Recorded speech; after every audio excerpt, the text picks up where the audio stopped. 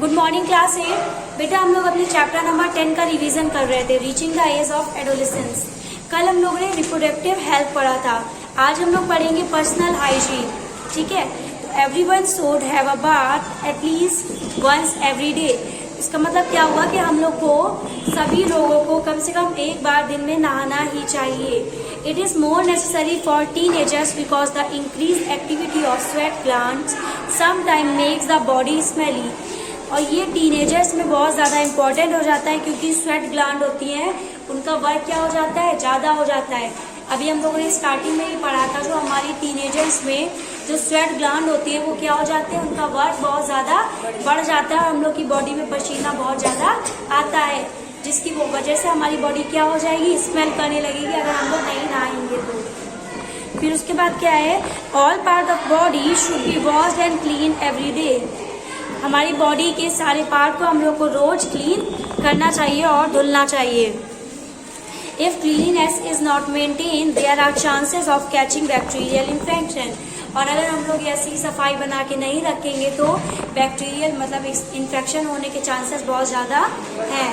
Girls should take special care of cleanliness during the time of menstruation flow. They should keep track of their menstrual cycle, may be prepared for the onset of menstruation। तो girls को और special care करनी चाहिए अपने menstruation time में। उसके बाद physical exercise, हम लोग को एक्सरसाइज भी करनी चाहिए वरना हम लोग बहुत ज़्यादा फैट हो जाएंगे। फिजिकल एक्सरसाइज में आप walking and playing in fresh air keep the body fit and healthy। अगर हम लोग खेलेंगे और वॉक करेंगे फ्रेश एयर में तो हमारी बॉडी क्या हो जाएगी, हेल्दी रहेगी। All young boys and girls should take walks, exercise and play outdoor game। जो भी यंग बॉय और गर्ल्स हैं उन लोगों को क्या करना चाहिए, टहलना चाहिए, एक्सरसाइज करनी चाहिए और बाहर गेम्स भी खेलने चाहिए जिससे वो हमेशा फिट रहें। इसके बाद है से नो टू ड्रग्स। अब ये ड्रग्स सीधे वो वाला ड्रग्स नहीं है जो आप लोग टीवी में देखते हो। ड्रग्स जो होती हैं दवाइयाँ जो मेडिसिन होती हैं उनको भी हम लोग ड्रग्स बोलते हैं। तो जब हम लोग ऐसा करेंगे, हम लोग को थोड़ा सा भी सर दर्द हो रहा है जिसको हम लोग बाम लगा के भी सही कर सकते हैं, उसमें भी हम लोग दवाई खाते जा रहे हैं, या फिर कोई भी दिक्कत हो हम लोग ने तुरंत दवाई खा ली, तो ये चीज़ हम लोग को नहीं करना चाहिए। हम लोग को बहुत ज़्यादा फालतू में दवा नहीं खानी चाहिए। तो अब इसमें पढ़ते हैं, adolescence is a period of much activity in the body. जो एडोलेसेंस पीरियड है उसमें क्या होता है, हमारी बॉडी की एक्टिविटी बहुत ज़्यादा बढ़ जाती है and mind which is normal part of growing up. तो जो एक्टिविटी बढ़ना ये क्या है, हमारी ग्रोइंग अप मतलब हमारे जनरेशन बढ़ने का और हमारी बॉडी में ग्रोथ होने का एक नॉर्मल पार्ट है। So do not feel confuse और इनसेक्योर। तो हम लोग को कंफ्यूज और इनसेक्योर फील नहीं करना चाहिए इसके बारे में। If anybody suggest that you will get relief if you take some drug. अगर तुम्हें कोई सजेस्ट करे कि अगर तुम्हें जैसे मान लो तुम्हारे हाथ पैर में दर्द हो रहा है, तुम फिर भी बैठे हो, तुम्हें कोई बोल रहा है दवा खा लो, तो ऐसे ड्रग्स लेने को कोई तुम्हें सजेस्ट करे तो तुम्हें कभी उसकी फालतू में बात नहीं माननी चाहिए। Know unless prescribe by the doctor. लेकिन अगर तुम्हें डॉक्टर प्रिस्क्राइब करे, जब पेन इतना ज़्यादा होगा तो डॉक्टर आपको कुछ प्रिस्क्राइब करेगा दवा लेने को, तो फिर आपको दवा लेनी चाहिए, लेकिन फालतू में ऐसे ही दवा नहीं लेनी चाहिए बिना प्रिस्क्रिप्शन के। Drugs are addictive. कभी कभी हो जाता है ड्रग्स का हमें क्या लग जाता है, एडिक्शन लग जाता है। जैसे हम लोग एक दर्द की दवा होती है, किसी ने एक दिन खाई, दर्द हुआ उसने दवा खा ली, उसे रिलीफ मिल गया, फिर वो क्या करेगा, 2-3 दिन लगातार खाएगा, फिर कुछ टाइम बाद ऐसा होगा कि 1 महीने उसने अगर दवा खाई तो जब उसके बाद अगर वो दवा छोड़ना चाहेगा तो जल्दी नहीं छोड़ पाएगा। अगर वो दवा नहीं खाएगा तो उसकी बॉडी में पेन होगा। तो ये क्या हो जाता है, एडिक्शन हो जाता है हमें ड्रग्स का। If you take them once you will feel like taking them again and again. अगर तुम एक बार लेना उसको स्टार्ट कर दोगे तो तुम्हें ऐसा फील होगा कि हम इसको बार बार लेते रहें। They harm the body in the long run. और अगर हम उसे लॉन्ग रन में मतलब ज़्यादा खाएंगे तो वो हमारी बॉडी को हार्म कर सकते हैं। दे ruin हेल्थ एंड हैप्पीनेस। ये हमारी हेल्थ को और हमारी खुशियों को ruin कर सकते हैं, मतलब खराब कर सकते हैं। You must have heard about AIDS and which is caused by dangerous virus HIV। जो एड्स होता है वो कौन से वायरस से होता है, HIV से। This virus can pass on to a normal person from an infected person। ये वायरस कैसे पास होता है, ये वायरस पर्सन टू पर्सन पास होता है। ठीक है, कौन सा वायरस, HIV, जिससे क्या होता है, एड्स होता है। फिर person by sharing the syringe use for injection drugs. तो क्या होता है कि जैसे हम लोग के इंजेक्शन, आप लोगों ने देखा होगा, अगर कई बार कैंप लगते हैं किसी इंजेक्शन लगने के लिए, वैक्सीन के लिए, तो अगर हम लोग को एक बार लगता है तो वो लोग हर बार नई सिरिंज यूज़ करते हैं।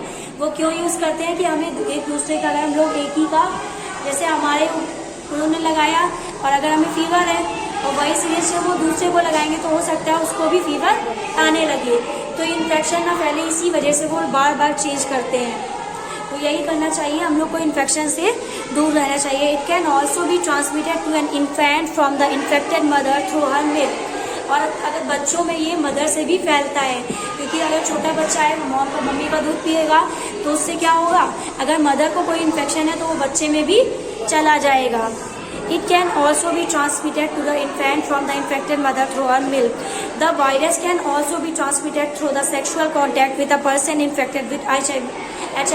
तो अगर हम लोग किसी पर्सन से सेक्सुअल कांटेक्ट भी बना रहे हैं, अगर हम लोग उसको टच कर रहे हैं तो हमें उससे भी फैल सकता है HIV। ठीक है, इतना हम लोग ने इसमें पढ़ लिया है।